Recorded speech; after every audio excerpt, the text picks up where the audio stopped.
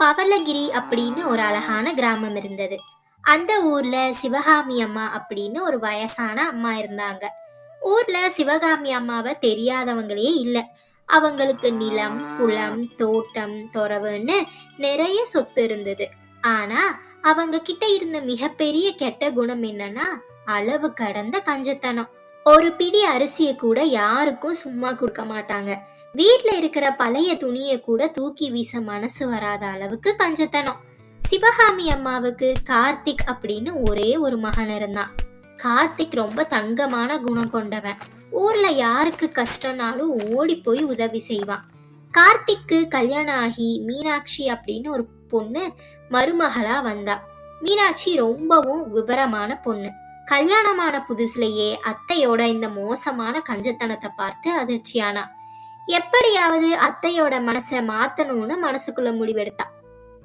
மருமக வீட்டுல அடி எடுத்து வச்ச முதல் நாளே சிவகாமி அம்மா அவங்க அதிகாரத்தை காட்ட ஆரம்பிச்சாங்க. இங்க பாரு மீனாட்சி, சமைக்கும்போது கரண்டிய அளவாதான் பயன்படுத்தணும். பருப்பு வைக்கிறப்ப 4 பருப்பு கம்மியாவே போடு. குழம்புல தாளிக்கும் போது 2 சொட்டு எண்ணெய் ஊத்துனா போதும்.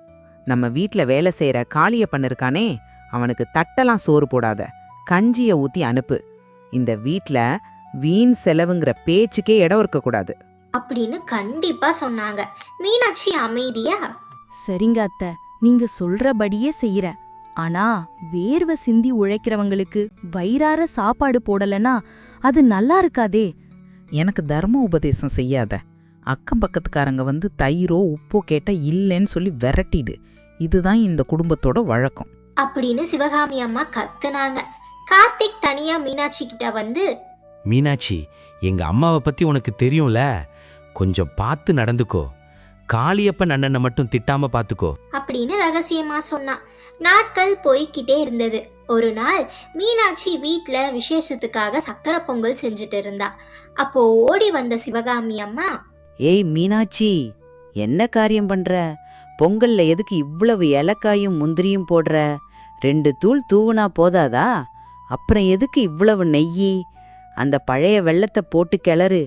பொங்கல் வாசனை வெளியே போனா பக்கத்து வீட்டுக்காரங்க கிண்ணத்தை தூக்கிட்டு வந்துருவாங்க அப்படின்னு சத்தம் போட்டாங்க. மீனாட்சி மனசுக்குள்ள ஒரு திட்டம் போட்டா. ஒரு நாள் சிவகாமி அம்மா பக்கத்து ஊருக்கு ஆன்மீக பயணம் போனாங்க. வீட்ல இருந்த பழைய தானியங்கள், தோட்டத்தில் விளைஞ்ச காய்கறிகள், அப்புறம் மாட்டுப்பால் எல்லாவற்றையும் ஊர்ல இருந்த ஏழை எளிய மக்களுக்கு பகிர்ந்து கொடுத்தா. மாலை நேரம் ஊருக்குள்ள வந்த சிவகாமி அம்மாவை பார்த்த ஒரு ஏழை பெண், அம்மா, சிவகாமி அம்மா, உங்க மருமக மீனாட்சி அம்மா உங்க பேரை சொல்லி ஊருக்கே அன்னதானம் தராங்கம்மா.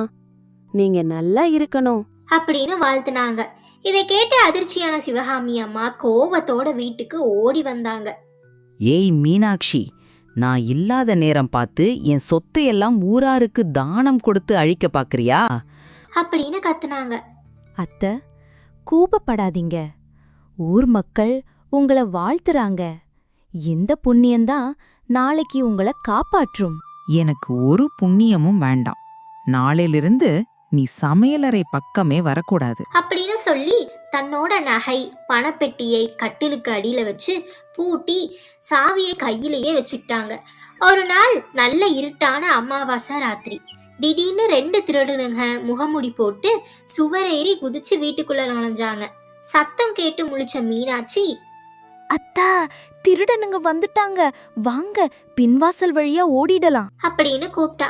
ஆனா சிவகாமி அம்மா, ஐயோ, இந்நகை பெட்டியை விட்டுட்டு நான் வரமாட்டேன் அப்படின்னு அடம் பிடிச்சாங்க. அதுக்குள்ள திருடனுங்க கதவை உடைச்சு உள்ள வந்து, இங்க பாரு கிழவி, நகை பெட்டி சாவிய கொடு, இல்லைனா உன்னை வெட்டிடுவேன் அப்படின்னு மிரட்டினாங்க. சமையல் அறையில் இருந்த காரப்பொடிய எடுத்துக்கிட்டு வந்த மீனாட்சி சடாரென திருடர்களின் கண்களில் தூவினார். திருடனுங்க அலற ஆரம்பிச்சதும் மீனாட்சியும் கார்த்தியும் சத்தம் போட்டாங்க. அடுத்த சில நிமிடங்களில் ஊர் மக்கள் எல்லாரும் கம்புகளோட ஓடி வந்து திருடர்களை வளைத்து பிடிச்சு மரத்தில் கட்டி வச்சு போலீஸ் கிட்ட ஒப்படைச்சாங்க. திருடர்கள் கைதான பிறகு மீனாட்சி மெதுவாக அத்தையிடம் சொன்னார், அத்தை, இன்னைக்கு உங்க உயிரையும் நீங்க ஆசையா பூட்டி வச்சிருந்த பணத்தையும் காப்பாத்துனது யாருன்னு புரியுதா? நீங்க ஒரு பிடி சோறு போட யோசிச்ச இந்த ஊர் மக்களும் நீங்க கஞ்சிய ஊத்துன காளியப்பனும் தான். இப்போ சொல்லுங்க அத்தை, பூட்டி வைக்கிற பூட்டு பெருசா இல்ல ஆபத்துல ஓடி வர்ற 4 பேரோட அன்பு பெருசா? சிவகாமி அம்மாவின் கண்களில் இருந்து கண்ணீர் வழிந்தது. என்ன மன்னிச்சிடும் மீனாட்சி, பணம் தான் வாழ்க்கைன்னு நினைச்சேன். ஆனா ஆபத்துல உதவுற மனிதர்கள் தான் உண்மையான சொத்துன்னு இன்னைக்கு எனக்கு புரிய வச்சிட்டீங்க. மறுநாள் காலையில் சிவகாமி அம்மா ஊர் மக்கள் அனைவரையும் கூப்பிட்டு பெரிய விருந்து வச்சாங்க. ஏழை மக்களுக்கு துணிமணிகளையும் காளியப்பனுக்கு தனியா ஒரு துண்டு நிலத்தையும் எழுதி வச்சாங்க. அன்னையில இருந்து சிவகாமி அம்மா தன்னோட கஞ்சத்தனத்தை முழுசா விட்டுட்டு தாராள மனசோட வாழ ஆரம்பிச்சாங்க. இந்த கதை சொல்ல வர நீதி என்னவென்றால், செல்வத்தை சேர்த்து வைப்பது மட்டும் வாழ்க்கை அல்ல, கஷ்டப்படுறவங்களுக்கு உதவி செய்து நல்ல மனிதர்களின் அன்பை சம்பாதிப்பதே உண்மையான செல்வம். இந்த வீடியோ உங்களுக்கு பிடிச்சிருந்தா லைக் பண்ணுங்க. விடி டைரிஸ் சேனலை மறக்காம சப்ஸ்கிரைப் பண்ணுங்க. பாய்.